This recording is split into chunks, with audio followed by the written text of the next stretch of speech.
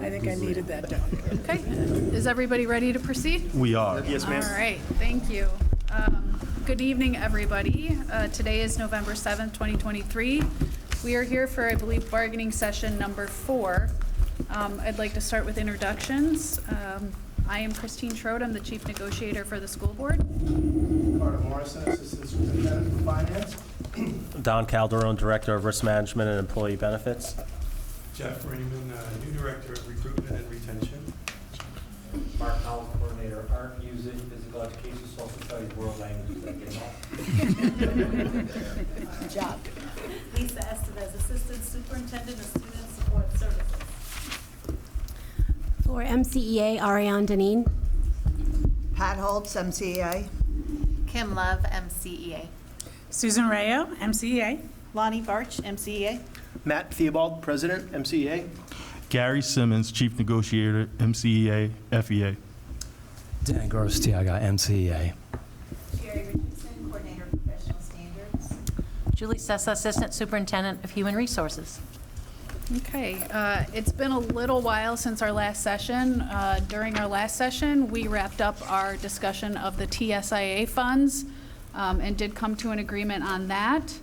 Now we are moving into the open book contract negotiations. We also, just by way of background, reached an agreement on millage back in the 22-23 bargaining cycle. So with that said, we would like to start bargaining with discussing the remaining financial piece. So I'm not sure how you would like to proceed, but we do have a financial package we would like to propose this evening. Okay, that's great. We'll be more than receptive of receiving your financial proposal, and we have a proposal under Article 1. Okay. So with that, I'm going to turn it over to Mr. Morrison to present the financial. Thank you. Can everybody in the back hear me? Yes, sir. Yep. Okay, good. Let's switch this up.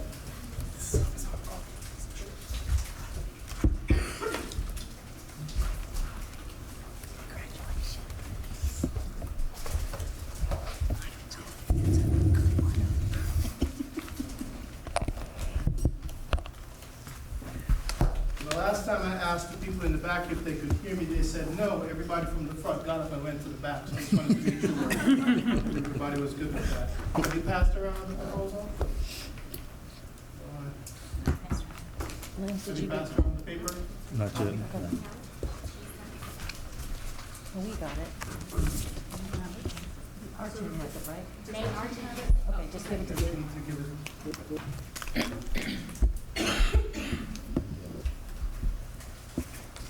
Much appreciated. And if someone would be so kind in the back to get the light, because I know there's a glare on the screen, so everybody can see.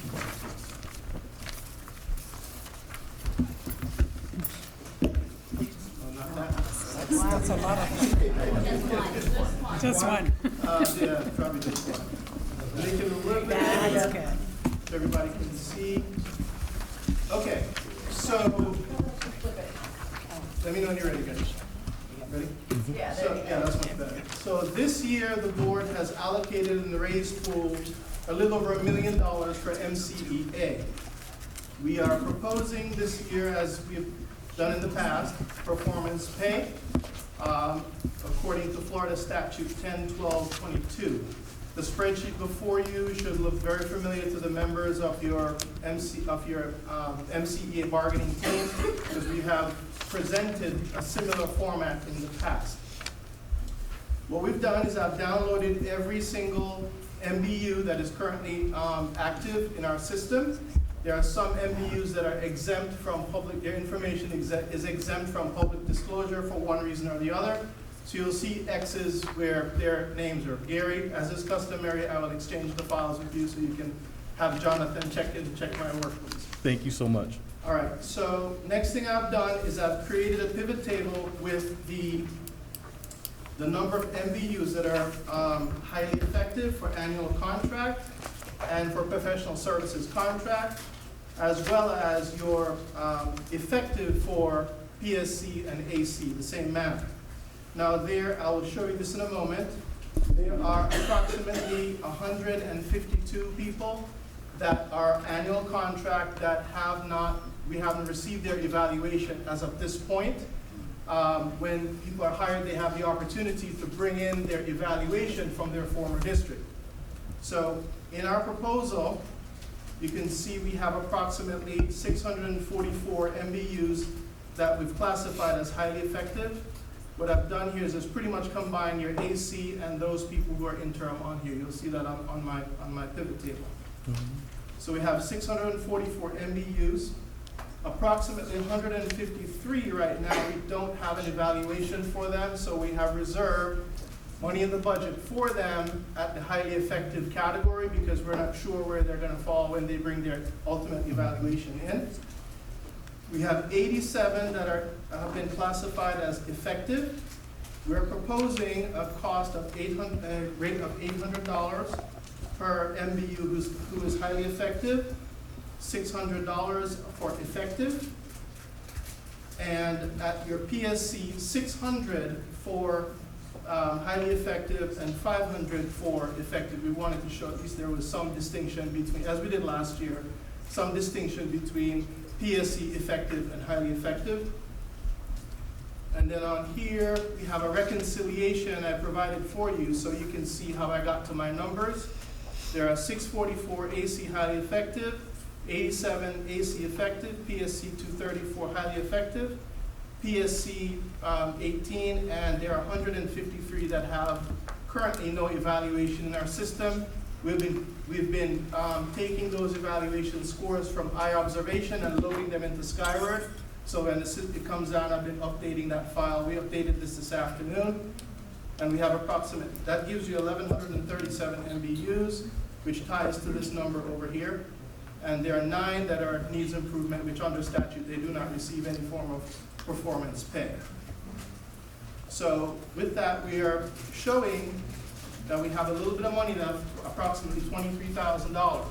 Now, you might remember this, that for those folks who could not slide into a slot on the salary schedule, in the past years, we've given them adjustment to fit them into the salary schedule. My guess is we're probably going to need that $23,000 to do that because the increments on the salary schedule tend to fall in 3, 6, 9, etc. You might remember that schedule. So with that, Gary, this is the school board's proposal for the wages. We're offering performance pay in the amount of $1 million. I can email you the file as we've always done and exchange the files in this, so you can make any adjustments or counter offers that you want. Sounds good. Did someone get the light at the back now?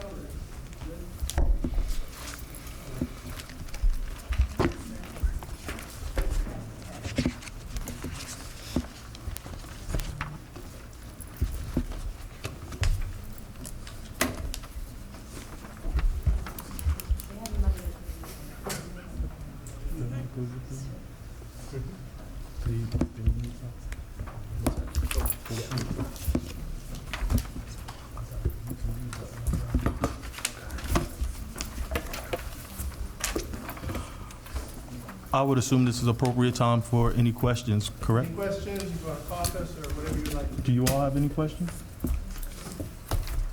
The only question I have is, on the last line, you have HE on the performance schedule. Is that effective for the second The one? very last one of the Yes. 500, that should be E. That's E, a it's, typo. yeah, okay, that's what I thought. Okay.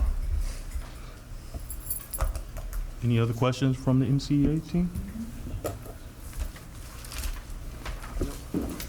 So as you indicated, Carter, we do have a standard practice with these financial proposals to discuss it in our bargaining team meetings and bring Jonathan in and let him look at the numbers. So we're going to take this week to get that done, and we'll be able to have a response to this for the session that's scheduled on the 14th of next week. I did send Jonathan, as soon as our AFR was done, I sent him the Excel file, so he has all of the ES 139, which is the budget. He also has the ES 348, which is the financials for the general operating fund and all the fund financials. And he told me to tell you that he appreciates that because out of the 3 districts that I bargained the contracts for, you're the only one that gives them Excel spreadsheets. So it's PDF documents for everyone else, and you know how much of a nightmare that can be. Yeah. So much appreciated. Okay. We just have one proposal that we would like to place on the table today, but prior to me getting into that, it's a document that I want to put in Christine's hands. So Christine, there's a form from PERC. It's called PERC Form 14. Are you familiar with that? What does it have? So it's just a notice of negotiations. So what it does is that being that our full book, our complete collective bargaining agreement expired on June 30th of this year, what this notice of negotiations document does is it informs PERC, the Public Employees Relations Commission, that MCEA and the Martin County School District has began their bargaining sessions. It protects us from any other organizations attempting to bargain on behalf of our employees. And what it also does is, this will be the first year that we've completed it as far as Martin County Education Association and MCSD since I've been the chief negotiator. But the benefit to having this completed and in PERC's hand is that should we come to a point where there's a hiccup or there's a disagreement, PERC would provide us with a mediator free of charge on both sides so that it can potentially help us get over that hump without having to declare impasse and having a cost on both parties. So I wanted to present a copy with the school district with the intention to fax this document over to PERC tomorrow morning, but I wanted you guys to have it because we are supposed to serve them simultaneously prior to giving it, simultaneously to giving it to PERC. So I was going to give you a copy of it, make sure that all of the information is correct, and then I'll send it over to PERC. Okay. So I'll pass that copy along to you. And that's one for the district. Oh, so Julie, you can take one for the district and Christine can have one for her record? Sure. Thank you so much.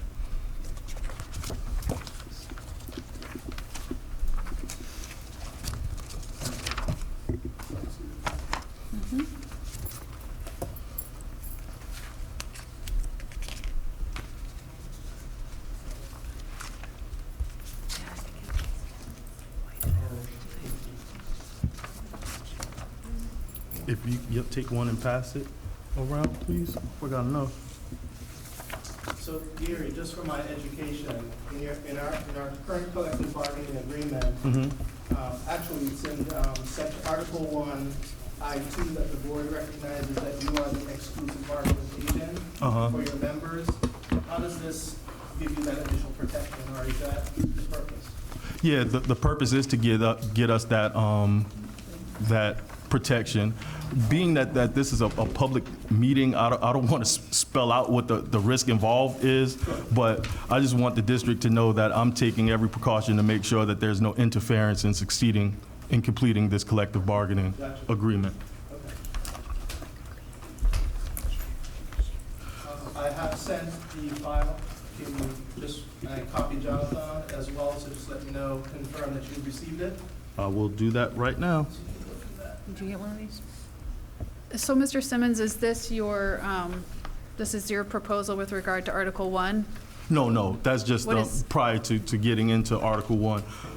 Do you have the one in red? That's the one you're talking about? Yeah. Yeah, this is my proposal for Article 1. Okay. Yeah, we're going to obviously need time to look over all of this. Absolutely. So I just want to go through it real quick just to explain what this is in front of us for the record. So one of the things that MCEA felt was needed was an opportunity to incorporate ground rules. The past couple of bargaining sessions, we made, for a lack of, I hate this term, we made gentlemen's agreements at the table, just mutual agreements for ground rules. And we felt that it was needed to be memorialized.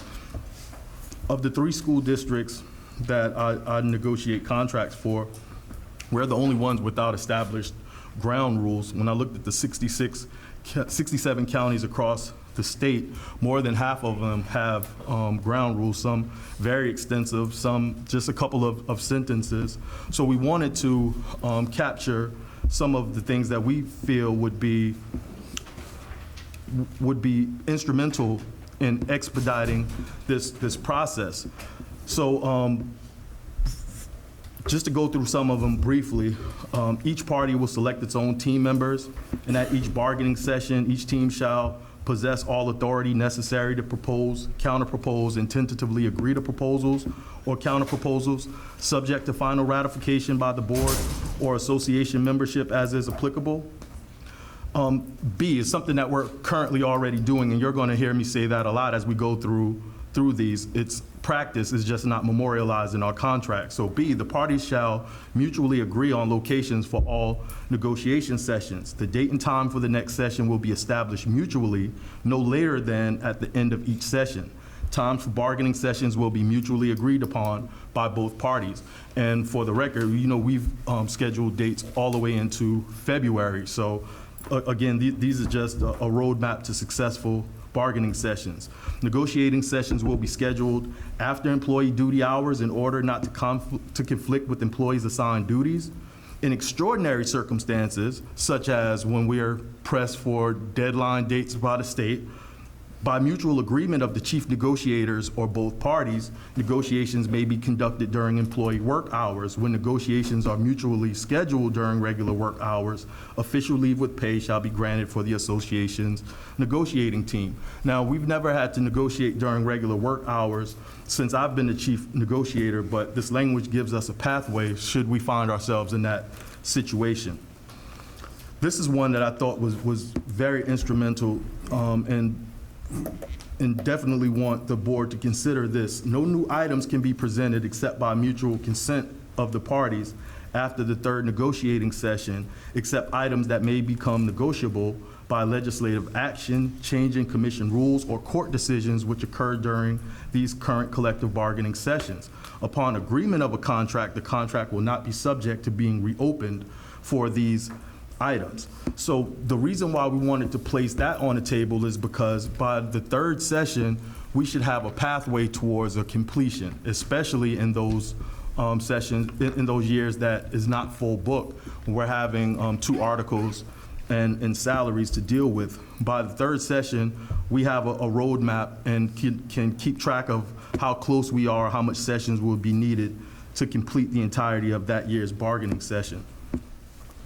The next one is, and this is something that we practice partially, but all proposals, including salary, must be provided in written form to all members of the other party and include the following: date proposed, the session number, the party making the proposal, and the article and section of the CBA to be changed.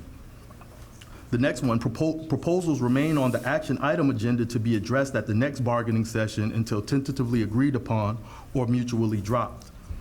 All tentative agreements shall be signed by the chief negotiator or designee for each team. Each team shall be responsible for the maintenance of such records. Either party may, if so chooses, utilize the services of outside consultants to assist in negotiations.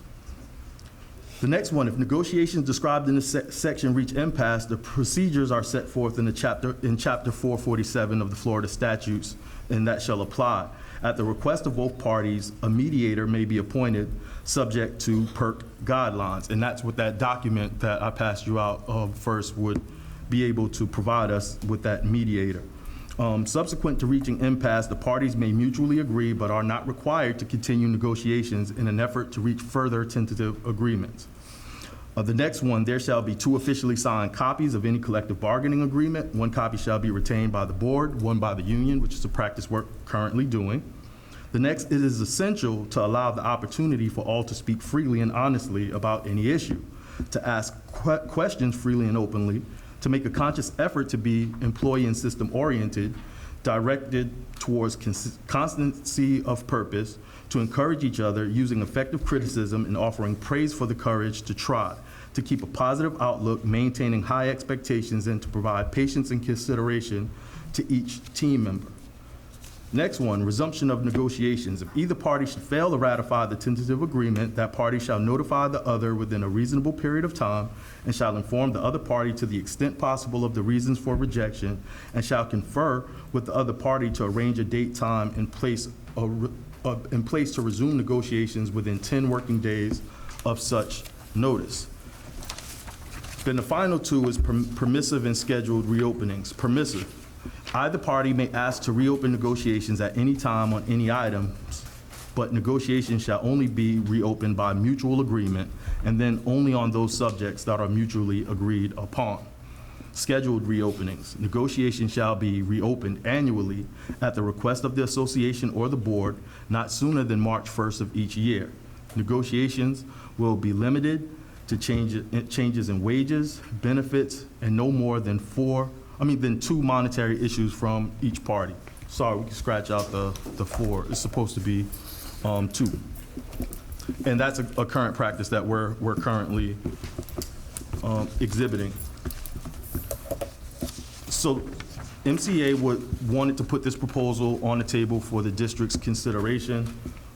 In the past, we have been held responsible for slowing up progress and being the sole reason why some of these negotiation sessions have gone long, and that's something that we adamantly disagree with. But we feel that if we have these ground rules in place, that this could lead to a more smoother process to coming to a tentative agreement faster than we have in the past. Any questions from the district? Not necessarily a question, but something to think about with respect to our practice, especially when it comes to wages. Item D.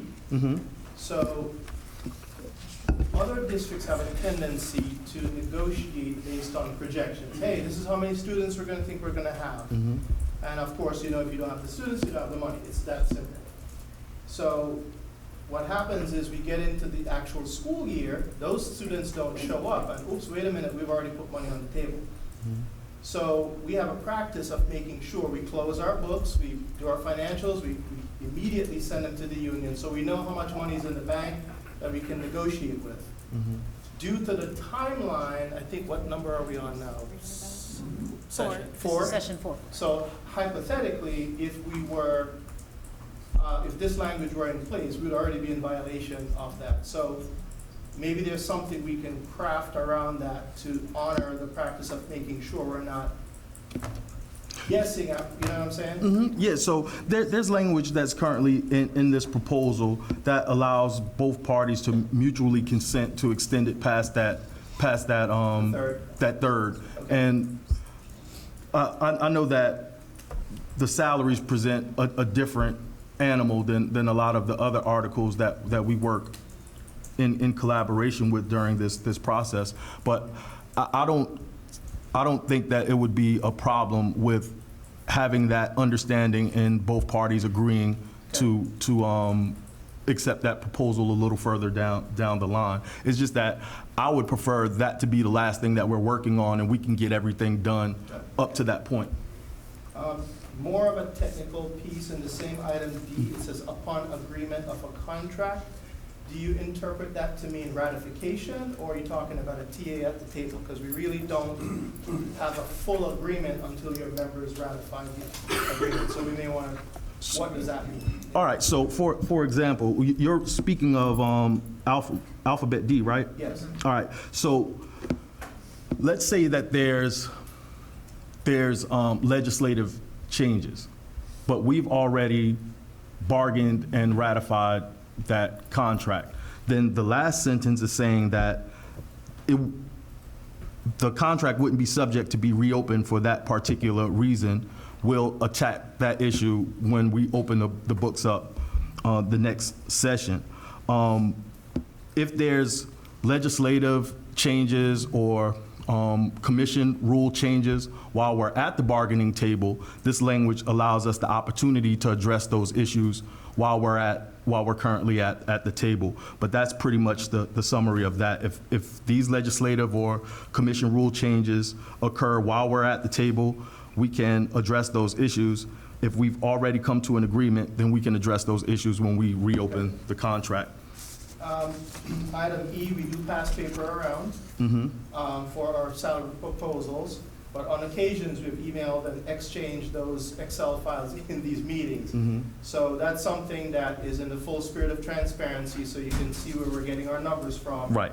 So would you accept an Excel worksheet with all that information as part of the proposal? Yes, especially dealing with salaries, because again, the salaries kind of falls outside of the norms that are exhibited for the other articles. So I think that there's room for exceptions when it comes to the salary portions of it. All right. Section H, I think, is just pretty much operation of statute. Correct. So it's kind of there. And then on page 2, I guess, on scheduled reopenings, I believe you may have that protection or that type of language or something similar under the terms of agreement, section D. All right, let's check that out. That we can mutually open an article together. Carter, while Gary's looking that up, I wanted to go back to letter F for just a second. I'm sorry, no. Actually, I have a question on F. No, with regard to the written proposals. Sorry, that's E. We understand that, as Gary said, that there's exceptions as it relates to, the large Excel files, and Right. that information is very helpful in analyzing the data and doing a deep dive. But for purposes at the table, what you guys provided us today, Right. something like this accompanying that is always extremely helpful as well. So I would say, the Excel spreadsheets are fine, but keep these coming too, because they do help us a lot. Thank you. Proposals will remain on F, as in Frank. Proposals remain on the action agenda item to be addressed at the next bargaining session. How is the agenda crafted? Is it like a mutual agreement? Say, okay, I want to put this on, you want, and then there's an agenda that's passed out? How does that work? Well, the way that we've been doing it in the past, Christine usually opened up all of our bargaining sessions, and then on the record, we would confirm what the agenda would be. So if we're applying this language, when we're having those conversations to open up the bargaining sessions, we will just be empowered to include all of the languages that we haven't had a tentative agreement on that agenda schedule for that particular bargaining session. So we're just carrying over all of the agenda items from the previous session that wasn't tentatively agreed upon. And I'm content with continuing it being informal, as long as that's just the way that we open up these proceedings. Sounds good. Which is what we've been And before I close out, can you confirm that you received the Excel file? I did include Jonathan and Matt Yes, I can confirm that. on that as well. Okay, sounds good. Would you be so kind as to remind me of the article that you indicated could have been repetitive for scheduled reopen? Article 14. in terms of the contract agreement. Again, I just Okay, got you. took a quick look at it. Okay. But again, we'll take a deeper dive, as you will, when our proposal on. We'll come back. Absolutely. Thank you. Yeah, I think at this point, we would need to caucus to look at this in more depth, as Carter said. I think a lot of these things we already do. Right. I think some of them we are moving towards. I know as our team has discussed going through the contract, we've created a spreadsheet to kind of get us more organized so that we can go through everybody's proposals and Right. and document the dates and have that. So, I understand the intent of this, but we certainly need to consider the implications of a Oh, lot of these. Definitely. And I want to state it on the record, to be incredibly firm about this point on the record. The intention is definitely not to get the district caught up in the I gotcha, right? Because we all understand what's the course of action should any contractual language be violated or either party feels that contractual language has been violated. We have to do an informal discussion. Then we have to have a step 1 meeting. Then we have to wait 10 days to get that response, and then ask for a step 2, schedule that one, present, wait 10 more days, right? Move it to a step 3. So this isn't an overnight process, right? So to say, you guys didn't provide a proposal along with the Excel spreadsheet. So we're going to file a grievance on that when that can simply be provided. So the object or the objective of this language is not to put the district in an I got you situation. It's just to streamline this process and to create to memorialize this process, because there are times where I may not be here as the chief negotiator. You may not be here as the chief negotiator. Some of these great people can move on to the islands and retire or something like that, right? And we don't want to take this institutional knowledge with the folks that are at this table. So if we have an opportunity to memorialize this process so that the next generation of negotiators would understand how this process works, that's what the intent of the language is, not to get the district caught up in all kinds of frivolous grievances for slight circumventions of this rule. Is to revisit the rule, get us back on track so that we can complete negotiations in a timely manner. And I just wanted to add on to what Gary had said, in that, there are a lot of teachers here in the room tonight, and they all participate in staff meetings, and one of the first things that's laid out in every single staff meeting is a list of the norms that is expected, and those expectations. And I think that really what these ground rules are is cementing, as Gary said, those norms for us as well. I was at Palm City Elementary yesterday, and I happened to observe their faculty meeting, and they started off with a quote. And the quote was from Abraham Lincoln, who said, "If you give me 6 hours to chop down a tree, I'm going to spend the first 4 sharpening the axe." And I think that that's really the intent. If there really is a summation of the intent here, it's to sharpen that axe and to make sure that we're all on the same page moving forward so that we could expedite this process. And I believe at the outset, someone mentioned that other districts have agreed to this language? Yes, this is the only district in the Treasure Coast Service Unit that doesn't have norms. Of the 67 contracts that... In the contract? Yep, it's memorialized in the contract. And what we wanted to do is try to memorialize some of the practices that we've already currently done indirectly, right? That wasn't memorialized. So it's not a shock to the system. Oh, the union wants to do this. We're already doing the majority of it. It's just that it's not memorialized in our contract for anyone to refer to should the institutional knowledge in this room decide to retire or explore other opportunities.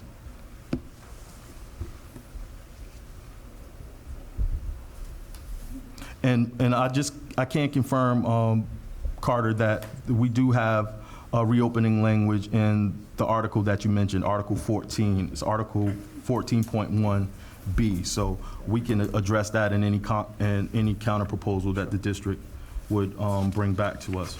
Okay. Any other questions from the district side?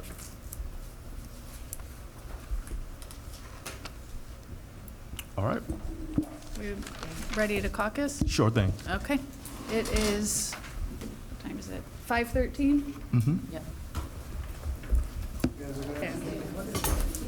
Okay. It's 5:54. We are returning from caucus. Just a couple of things. First thing that we noticed on your PERC Form 14, it says a commencement date of June 30th of 2024. Yeah, it's supposed to be 2023. Okay. Yeah, I can make that correction. Yeah, we were just wondering about that. And then you indicated that in the Treasure Coast, you have proposed these ground rules for... No, I didn't propose them. They have pre-existing ground rules that Diana Falvo, I believe, negotiated those ones. In Okay, because we pulled a couple of those districts, and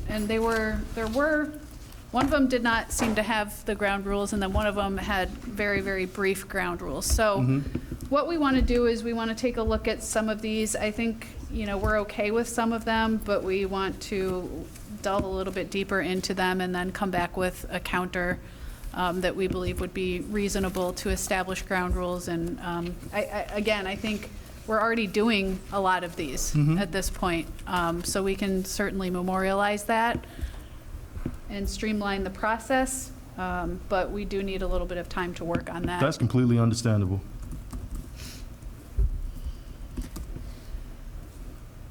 And then I'm assuming you indicated you needed additional time for the financial proposal as Yes. well? Okay, so I think tonight we can probably end the session and come back next week and discuss Article 1, your proposal there, and then the financial proposal.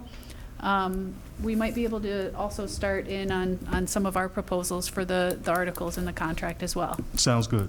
Okay? All right, good. I think that's it. Yep, so I'll make the correction on the PERC Form 14, and I'll email you and Julie the corrected version of that prior to me faxing it to PERC. Okay, All right. thank you. Thank you.